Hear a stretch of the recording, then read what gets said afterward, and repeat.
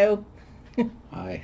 Welcome to the Wayward Skein. This is episode 40, and apparently we can't touch the table because the camera goes like this every single time. I'm not touching the table. No, I was. So here we are in Rob's dining room in this beautifully unflattering bright white LED or CFL, whatever they are, bulbs. CFLs. Yeah. So, unfortunately, when we tried to use natural light, we were completely blown out, and yeah, we've been playing with the lighting for the last 20 minutes or so, and this is the best we could do, so here we are. So today is Sunday, April 21st. If you celebrate Easter, happy Easter. If you celebrate Passover...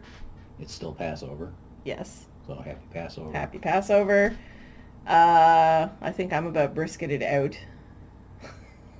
But there's another 6 pounds of it to go. Yeah. He bought a lot of brisket. I bought the only brisket. Well, yes. He went to the store and they had one brisket that was humongous. Now, one half of it, roughly, was normal, thickness.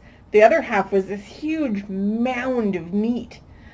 And so we went through the first half while everybody was here on Friday night, but the second half, we didn't even end up touching it. And I think weight-wise, it accounted for about 2/3 of the whole thing. So, yeah, I'm going with no, because there was a lot of fat in the other half. Well, yeah, but it's still... Fat doesn't weigh as much. Oh. Anyway. The reason it was so thick is because it had this huge band of fat through the middle of it, which makes it less edible than the other part we had. So fortunately, I picked the right part to cut up for guests. Yep. Because we brought the other part to his mom's last night, and I was struggling to find meat in the thing. It was almost all fat. Excuse me. So that was 2 days ago for us. It's now Sunday. We did that Friday night, and I'm exhausted. Friday night here, and then Saturday night at my mother's. Yeah. And we ate mostly the same stuff because we had so much left over that we brought it with us. Except my mom made turkey. Oh, shush, it was delicious turkey. In addition to all the food we already had. Well, yes, but she'd already planned the turkey. Oh. She didn't expect us to have that much left over from dinner and bring it all over, so. Anyway, so I don't have tea today, but because I wasn't going to futz with the kettle and...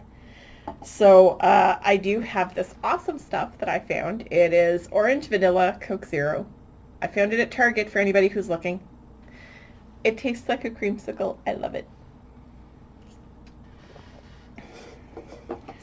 No product placement intended. Oh, nobody wants to know that you're drinking that crap.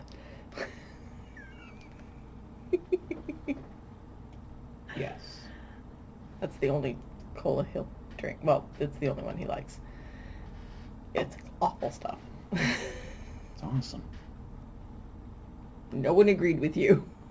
The other night, we had a bunch of drinks in the fridge at dinner, and only his best friend was going for that, and it's because he's used to drinking it when he comes over here. Nobody else would touch it. I want a moon pie. This makes me want a moon pie. Moon pies are also disgusting. Anyway, so I have the orange vanilla Coke Zero. I have some left over for when I come back in June. I may, if it's still around, I may bring some home in June. I can't bring any home this time because I flew. So, and nobody wants to know what happens to cans of pop in the cargo hold of the plane. So I did get some knitting done. I will not show it to you today because I didn't pack it, but I finished The Color Affection by Vera Valimaki, so it's done. It's bound off. It has not yet been blocked, but that will happen in the near future, and I will show it to you guys in the next episode. Cool. Because you were flying. Well, I had so much... I travel with a duffel bag, and there was so much crap in the duffel bag that I had trouble getting into the overhead. Yeah.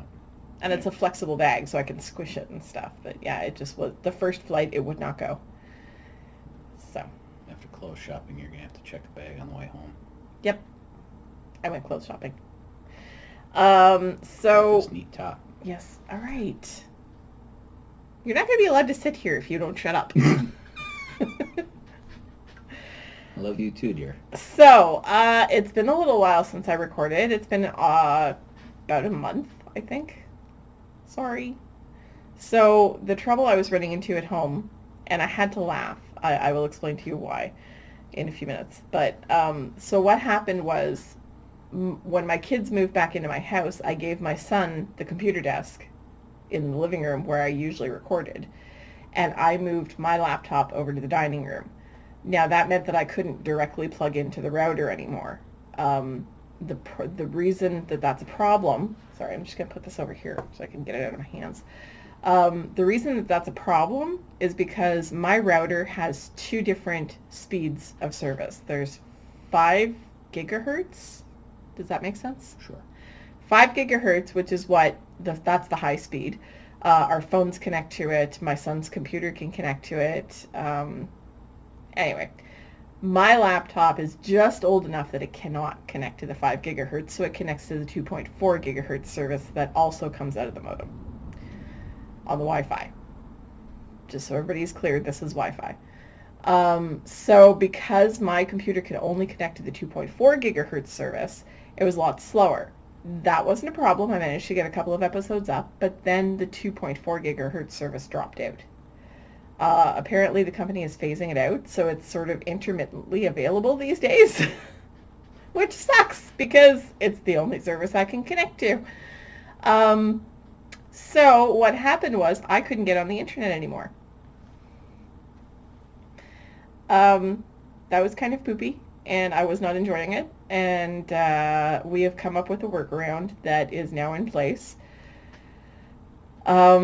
But for the first 3 weeks that I was not recording, I just couldn't get on the internet. So we have now solved the problem. I should have been able to get an episode up last week, except I came down with a horrendous case of food poisoning on Monday morning.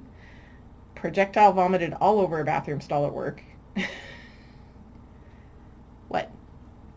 You might want to cut that part out. Why? That's kind of gross. You'll live. I had to clean it up. Yeah, but they don't need to know that. Sure they do. Okay, it's your show. If I had to live with it, live through it, you all can at least deal with the fact that it happened. So on Monday afternoon, well, after I was done cleaning up the bathroom stall and so on and so forth, my boss put me in a cab and sent me home, and I went to sleep. Because she has an awesome boss. And I slept through the rest of Monday. My boss was going to drive me home, but I was like, no, I'm fine to get home on my own. It's okay. So I slept through the rest of Monday, and you guys didn't get an episode. I'm sorry. I talked about perhaps putting an episode out the day I left. I left all my packing to the last minute, and I was working the night before, which I had not anticipated because I actually talked to my boss about this at the store about dropping my Tuesday night shifts, and he agreed. So it was a surprise to me that I was working on Tuesday evening. I was a little put out by that because that was the time I had set aside to do all my laundry and packing and all that stuff that I had to get done before the trip. So I ended up having to do all that stuff on Wednesday morning, which left me with no time to put out an episode for you guys. Since I have to not only record the episode, I then have to process the episode because this is not recorded in Movie Maker. I have to then process it in Movie Maker, and then I have to upload it to YouTube. All of these things take time, especially when you're on 2.4 gigahertz internet. So that's why you didn't get an episode before I left. Stop flickering, silly computer. So if there are any issues with time lag, synchronization on this episode, it's because, again, I'm on Wi-Fi, and we'll see what happens. So I did get other knitting done. I worked a little bit on my dresser runner, which is the linen stitch scrap project that I have going at home. I didn't bring that either. But I cast on something new. You guys have not yet seen this. And unfortunately, the needle isn't really long enough to show it to you. I already have to move up a needle size This is the second set of needles I've bought for this. So this is the right side, and it doesn't look like much right now because I can't stretch it out, but it's lace. That's the center, and so that's the middle. Wait, this is white piece of paper. Yes. They can see. They could probably see a lot better when it was a darker background. See? You can see through the holes now. So this is the Lace Chuppah by Cat Coil. Here's the pattern page. Let's see if you guys can see that. Yes, you can. And that was in Interweave Knits Summer 2007 edition. It was a gift. The pattern was a gift to me by my friend Carrie, who is Jaded Knitter on Ravelry. So it's really a gorgeous pattern. I don't know that I'm going to do the fringe, but I like the way the fringe looks. We'll have to see how I feel at the end of it all. Are there 613 of them? I don't know. One for each of the 613 commandments? I don't know. You should count. That's not required on a chuppah. No. Talit, yes. Chuppah, no. Okay. Mind your business. Yeah, I know. But on pattern. Interesting. Yeah. I had written in the show notes that it was the 1997 edition because I thought that was the issue that it came out of. But on the pattern itself, it says 2007. So stop trying to correct me. I know I'm right. Yes, dear. You're always right. I am. You guys can't see it, but I'm on the right now. So the image is flipped. Well, I guess I'm on the right there too. It's just flipped, not mirror image, so I can't. I'm having difficulty with that. I've always had difficulty with that. That's why I didn't do very well working in TV. So this is knit out of Bartlett yarns, which I bought at Rhinebeck over 2 visits, because the first time I didn't buy enough. So I have 2,000 yards of this stuff. The first time I went, I bought 1,200 yards, having completely miscalculated how many balls of 200 yards I needed to make 2,000. So I bought 6. The math just did not work out. I don't know what the heck I was thinking, but I didn't have anything written down. So then I went back this past fall to Rhinebeck and bought the rest. So it is a natural undyed, at least I think it is. It's pretty rustic. It's got vegetable matter in it. It's very scritchy. I wouldn't want to wear it.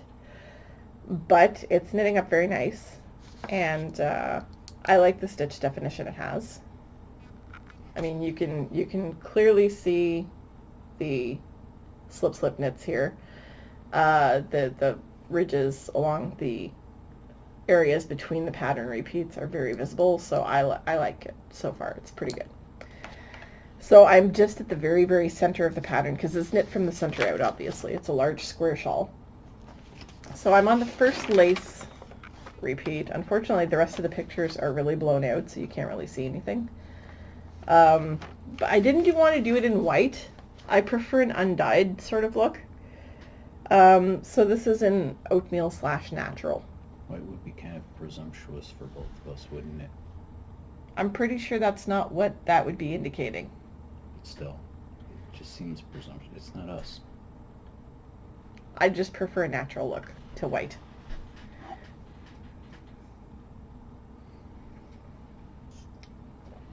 You're a strange man.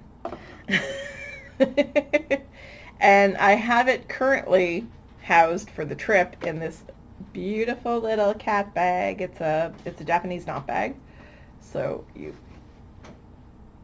feed one handle through that like that, and you can just carry it on your wrist if you want, or you could carry it in your hand and nothing can fall out of it. So I'm a little bit ashamed that I don't remember who made this for me. It was recently, and I didn't really have the spoons to go back through my show notes and see who made it for me because there's no tag on it or anything. I'm thinking maybe it was Mandy, but I'm not sure. I don't. It's not pink on the inside. I know, but not everything she makes is pink on the inside. It's got this really, really sunny yellow polka dotty fabric on the inside. Super cute. So it's all about the pink. It's a bunch of kitties, and I'm very, very sorry to whoever made it for me. I don't remember. at this point who it was. Which is horrible because it was fairly recent and I should remember, but I don't. So anyway, it's traveling around in this because it just fits in that bag. Once I add a second ball to the project, it's not going to fit in that bag anymore. So I'm going to sort of slowly work on this over the next year. I'm hoping to finish it probably in the spring. We'll see. Because I'd like to have time to figure out how big the frame needs to be. Big enough for 5 people to stand under. 5? 7. Yeah. Big enough for 7 people to stand under. Yeah. So anyway. Please don't make it the size of my kitchen table. What do you mean? 7 of us wouldn't fit underneath this table. Look, as many of us fit under it as many as will fit under it. There's only so far I can go. I only have 2,000 yards of yarn. Anyway, I'm sure the second person standing up with us, it wouldn't be such a huge crime if they were outside the canopy. Depends on how sunny it is. We're getting married indoors. God, you're an idiot sometimes. So, getting here was a bit of an adventure.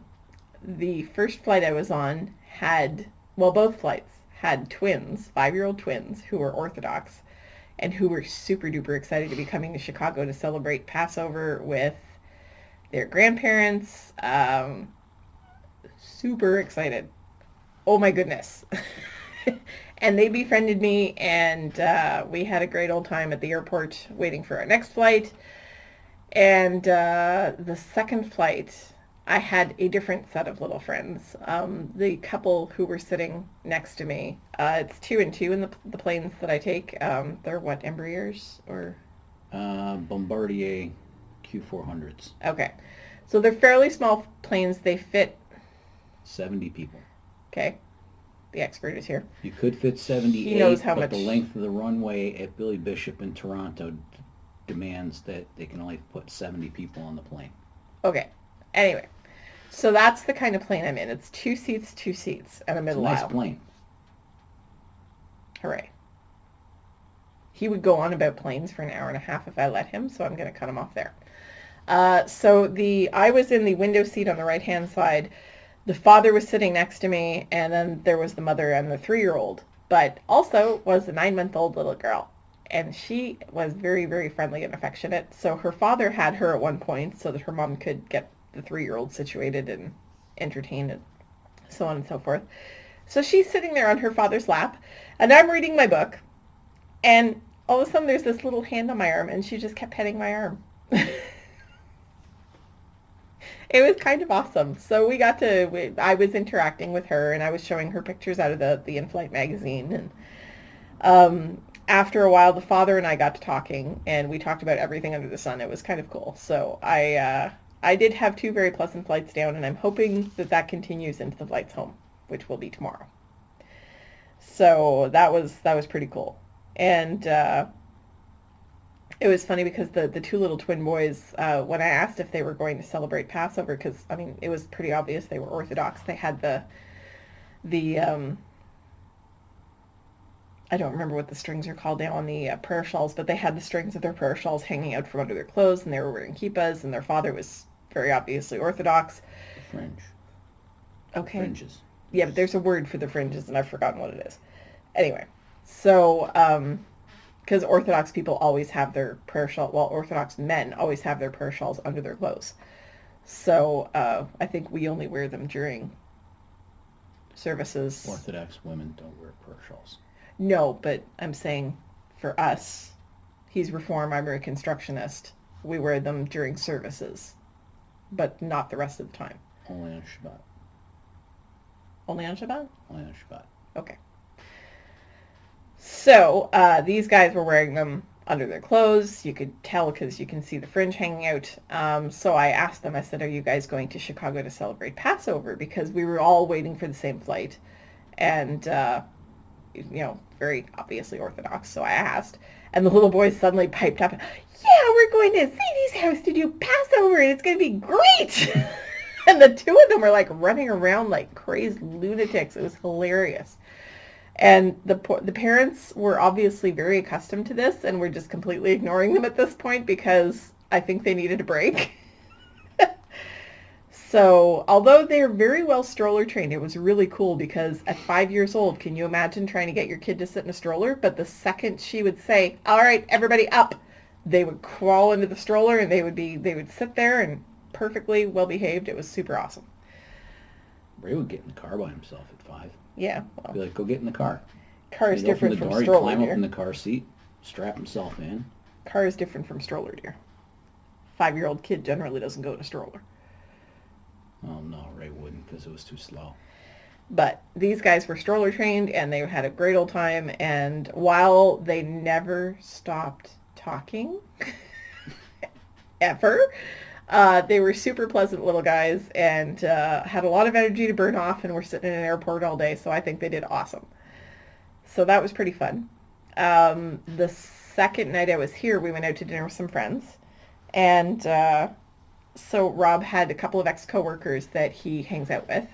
And we went to dinner with them and their wives. I think it was your first time meeting their wives as well? Yes. Okay, so I had never met their wives. He had never met their wives. We sat around talk. Okay, the three of them sat around talking shop talk while their wives looked very uncomfortable and a little overwhelmed. You have to understand. The three of us met working at a company that is an insane asylum. I'll just say that.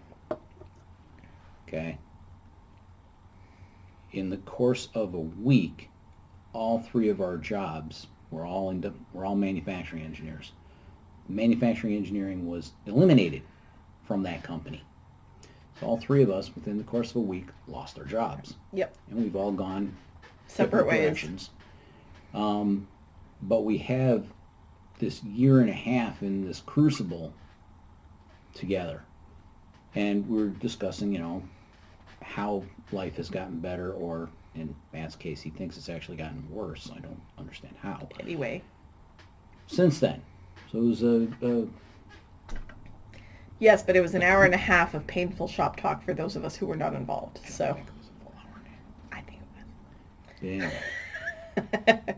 We went out to dinner with them. To defend myself, I did try to engage the other two ladies in conversation, but they're both very quiet. Paws off the table. They're both very quiet women, which is fine, but it was hard to engage them in conversation. Because all you were talking about was engineering. But anyway, the whole upshot of this is that one of the wives is interested in learning to knit. So we shall see what happens with that, because she and her husband are coming to visit Ottawa in June. So we will be spending a few days with them on my turf. So we'll be playing tour guides. Tour guide. Oh, good Lord. You don't get to tour guide in my city. I plead the fifth. If you get into a car with Rob, he will tour guide you to death. Doesn't matter if you've been to the place. Turf. It doesn't matter if you've been to the place a million times with him. He will still tour guide you to death. Last night on the way to his mother's house, he was pointing out all his childhood friends' homes in the neighborhood, the house he used to live in, the house his best friend used to live in. I've been to his mother's house probably about 30 times. He points them all out every time. You do. And all the adventures you used to have at each person's house every time. I mentioned the Hot Wheels cars going yes, from you one did. house to the other house. You did. Last night. Ask Ray. Right, but before that. You had mentioned it many times. Okay. I mean, it was pretty impressive. We had Hot Wheels cars going from one house on one side of the street Stop talking. to another house on the other side of the street. Stop talking. I love you, but stop talking. Get back to the show. Yes. So that was our dinner with our friends. 2 nights ago, Friday evening, we had 16 people for dinner. Seder. Could have been 20. Could have been. It was up to 20. Thank you for not having 20. Although, Well, we it would was have at 20, gone and then through more people started food. dropping out. Yeah. So we would have probably gone through more food and there wouldn't be as many leftovers, but would have had to take that second half of brisket out of the oven. Yeah. I probably should have anyway, because I didn't realize You that would have taken people that were as- sort of waiting and holding off on having brisket because there was so little left in the pan, not realizing that I still had 2/3 of the damn thing in the oven. So I feel a little bit bad about that, but considering the fact that the other piece was mostly fat, I feel okay about not having had to serve it to people. So this is a small dining room table that seats 4. Mm-hmm. 4. Well, you seat 6, but I lost the leaf that goes in the Yeah, middle. you cannot comfortably seat 6 people at this table currently. So we had this table. We had a long folding table that our friend Steve brought, and then we had 2 small card tables. So we had this long stretch of table that went from here all the way to the wall of the fireplace in the other room. There. So there was a lot of people. And it was loud, and it was awesome, and it was fun, and I feel bad that we didn't get to interact very much with the people at the other end of the table, but I think everybody had a good time. People definitely did not go away hungry. Nobody complained that it took me 3 hours to get from the start of the Haggadah to the festive meal page. No, because we skipped through a lot. Yes, we do. Not as much as your parents did last night. We had a 2-minute Seder last night. Kind of awesome. Took 2 minutes and 43 seconds. You said 2:24. 2:24? 2:24. Okay. Because he timed it, of course. Because why wouldn't you? Well, Alan promised he could do it in 2 minutes or less. So, last night's Seder was sort of a repeat of the previous night. We had our brisket, our salads. His mom had made some turkey. So we had boiled eggs. We had gefilte fish. We had all the things. And, We didn't have soup. no, we didn't have soup. There was no soup. Nope. There's soup in the fridge. She made awesome soup. One of our friends actually had 5 bowls of soup. I don't know if he ate anything else, because he ate a lot of soup. But it makes me happy that people enjoy the soup, because it is a very labor-intensive process. It starts out with roasting an entire chicken and just escalates from there. So there's a lot of work involved in doing the soup. But I think that makes for much better soup. And I think I have finally cracked the mystery of matzo balls this year.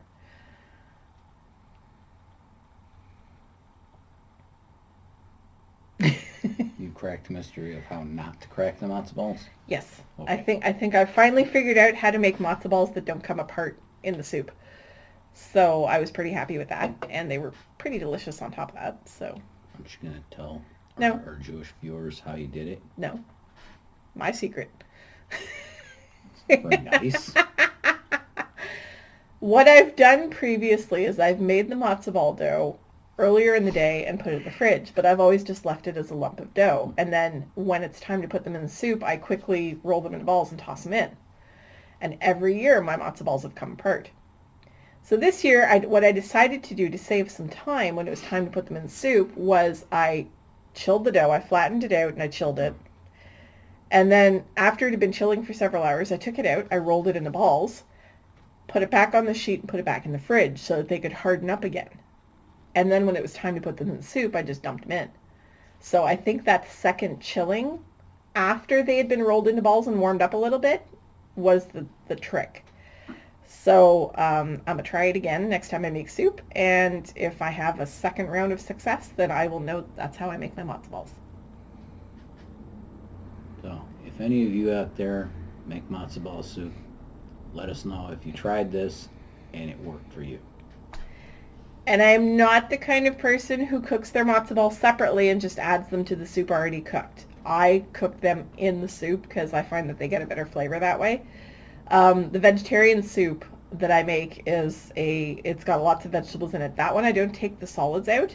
I leave the vegetables in the soup because, well, it's no fun having vegetable soup with no vegetables in it. So that I leave the vegetables in the soup, and I cook the matzo balls, and they sort of like mingle with the vegetables, and they get this really, really awesome flavor. The chicken matzo ball soup, I take all the solids out before I'm ready for the matzo balls. I take the solids out before I season it and before I put the matzo balls in. So it's just broth. But the vegetable soup has all the vegetables and goody stuff in it. So that's how I make matzo ball soup. Yep. But yeah, I did roast an entire it was a small chicken. I managed to find one for like $5 something at the grocery store, so I was like, ooh, score, yes. Because normally I'd just buy the breasts and roast them and then toss them in the soup. But this time I did a whole chicken. We ate the breasts for lunch, and the whole rest of the carcass went, like with the meat attached and everything, went in the pot. And then all I did was pour it through a strainer into another pot, and the solids went in the garbage, except for the chicken, because I saved the chicken. But the vegetables are so mushy by the time they're done that they're really not edible. And they've also lost most of their flavor, so those just go in the garbage. Yep. If we had a compost pile, they would go in the compost pile, but we don't. Sorry. So it was a very lengthy, to me it felt like a very lengthy and yet extremely short evening. I felt like it was taking forever while it was going on, especially since I kicked a chair really hard and came really close to breaking my toe.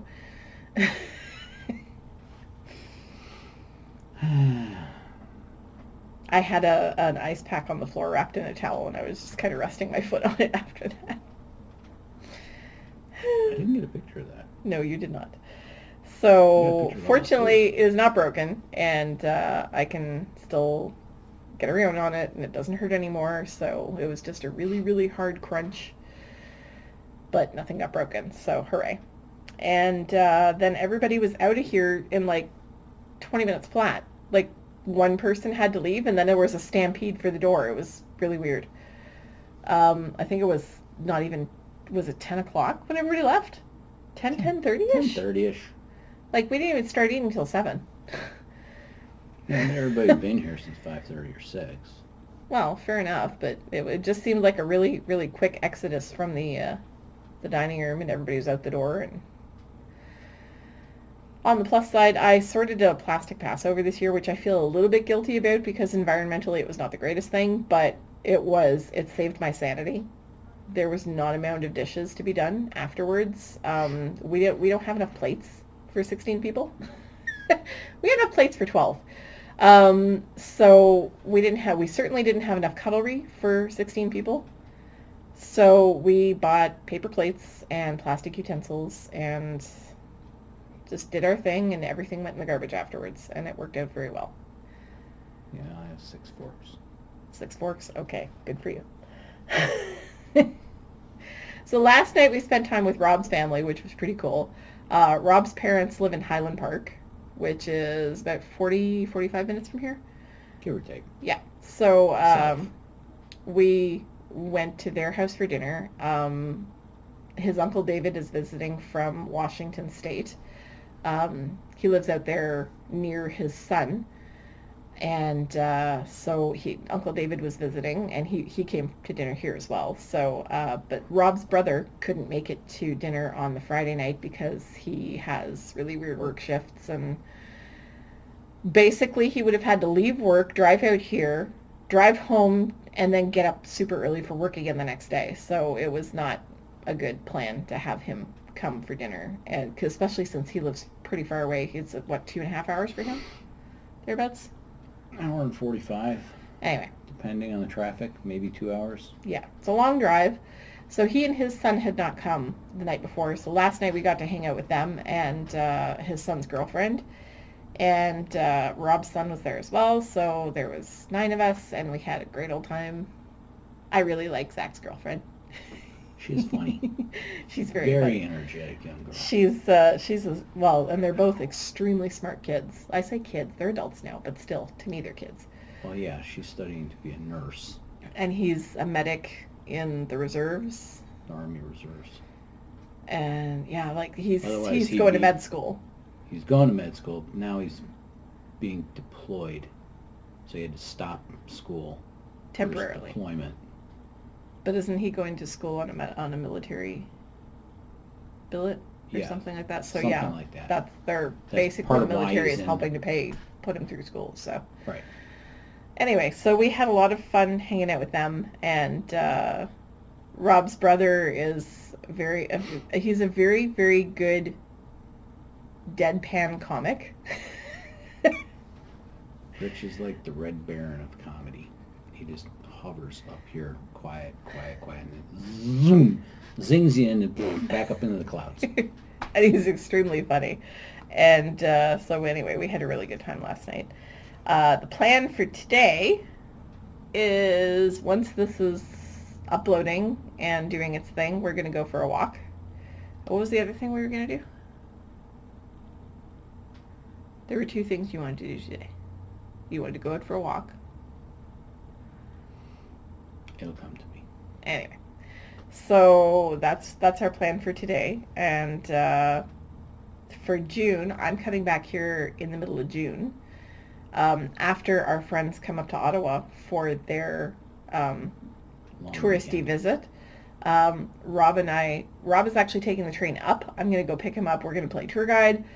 Then we're all driving back down together. Well, my son and I are driving back down together to work on the house for a week or so. And then my son and I are going to drive back up. So when I come back in June, then we're going to be working on getting the house ready for sale and packing stuff up and getting rid of stuff. And you already said the microwave wasn't coming. What do you plan on doing? Leaving it here for the new owners? Yeah, I'll put it out on the curb. Somebody will take it. Nobody's going to take that thing. You'd be surprised. Somebody took a 9-inch black and white TV I put out in the alley last week. Fair enough. Microwave's almost as old as I am. Slight exaggeration, perhaps. Slight. It has buttons on the front. Yeah, my mom's did too, and we bought it in 1982. You must have bought an insanely expensive one. We did. I remember them having dials. It was a convection microwave. It was a 80s. convection oven / microwave, and that thing lasted for like 30 years. It was awesome. So one thing that I wanted to talk to you guys about, the last couple of times I was ready to record an episode and didn't get the chance to. What? I was going to say stop bouncing the table. Yeah, well, I took my hand off it. One of our friends who was here for dinner on Friday night, Rob's best friend's wife, Becky, has a blog called BeckyLivesAndLearns.com. Now, if you visit Becky's blog, she talks about a bunch of different things that she's been experimenting with to get outside her comfort zone and learn new things. She has learned to do glass etching. She has tried, she's worked on a carburetor with her husband. She's tried a whole bunch of, yeah. The hell still has carburetors? He knows nothing about any of this, by the way. So, Not. so I know about carburetors. Yes. But nobody's put a carburetor on a car since the mid-'80s. Nobody said it was for a car. Nobody said it was for a car. Zip it. Anyway, our friend Becky's blog was recently, on April 13th, was featured in the Chicago Tribune. So there was a column written about her blog and about what she's been doing, and I thought that was super cool. I will put a link in the show notes for you guys to go visit the article and her blog. I invite you to check it out. Basically, she is a pediatrician who lives in Buffalo Grove, and she has been... She's uber smart. Yes, insanely smart. And she was talking, when she started this blog, it was originally just a post on Facebook, and she said, I think I want to start a blog. Wonder how I go about doing that. So she started researching. She actually took a class on starting a blog and clearly marketed herself well enough that a writer at the Chicago Tribune took interest and wrote about her and interviewed her, and it was super cool. So I will post a link about that in the show notes. I also wanted to talk to you guys about two of my very good friends. I don't know, well, most of you probably know the Knitting Pipeline with Paula. So Paula is currently battling ovarian cancer.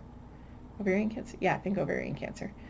So we're all rooting for Paula really, really, really hard, and she's in pretty good spirits. So she just recently posted a video episode of her blog with her sister who was visiting, so that was pretty cool. I love it when Paula's sister comes to visit. And as cool as Paula's podcast is the rest of the time, it's even cooler when her sister's visiting. So check that out, and send Paula a big hug.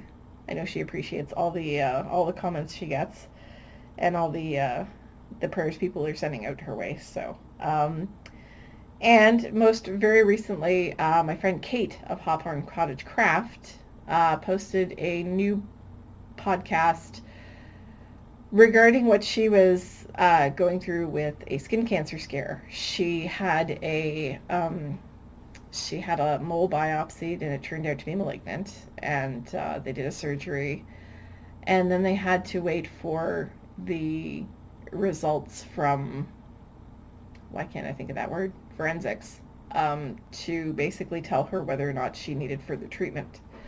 So she finally did get her results, and she posted a podcast that she is cancer-free and she's good to go. So big hugs to Kate, and I miss your face, and I'm very sorry I won't get to see you in October.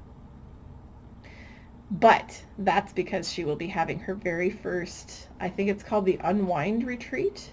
No, that's the one for Must Love Yarn. Ulster something or other retreat. Sorry, I forgot the name of it.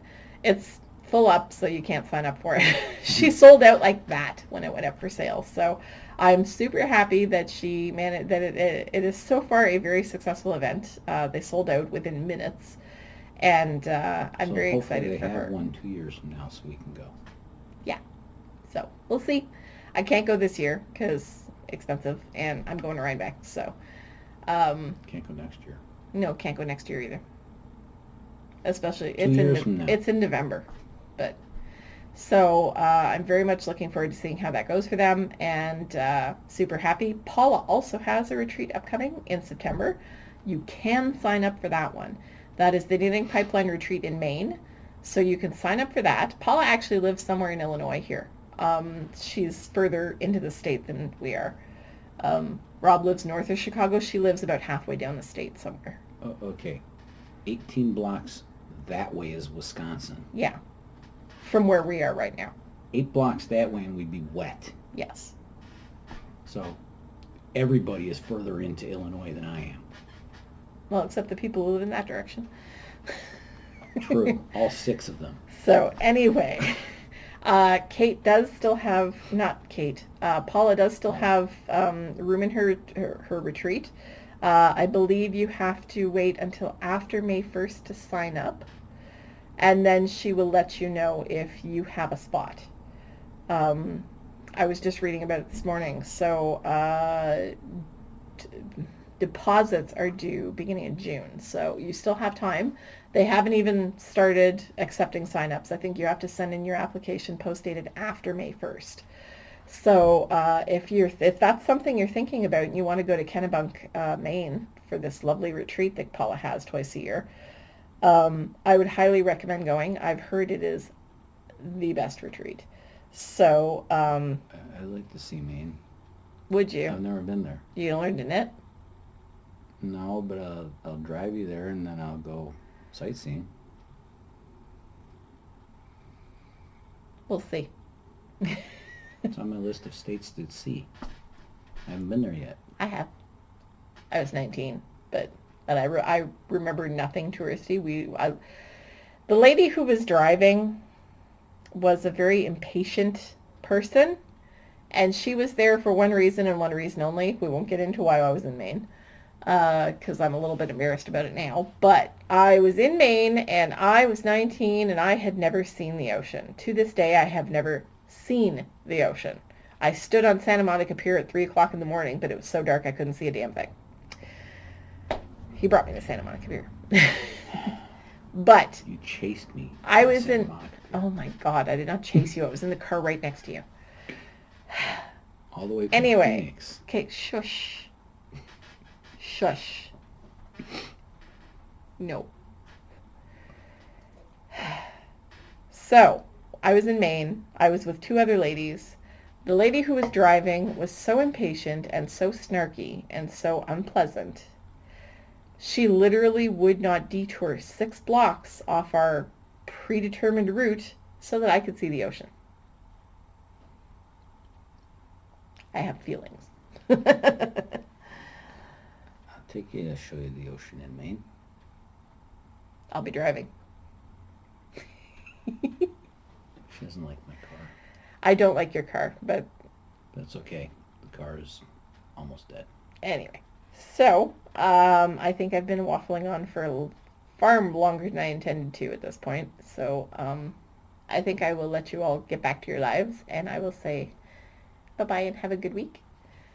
Bye. Again, happy Easter, happy Passover, All those things. all those things. Tomorrow is half-price chocolate day. Go for it. Hey, that's important. Anyway, I will say goodbye, and as always, please be kind to one another. Bye.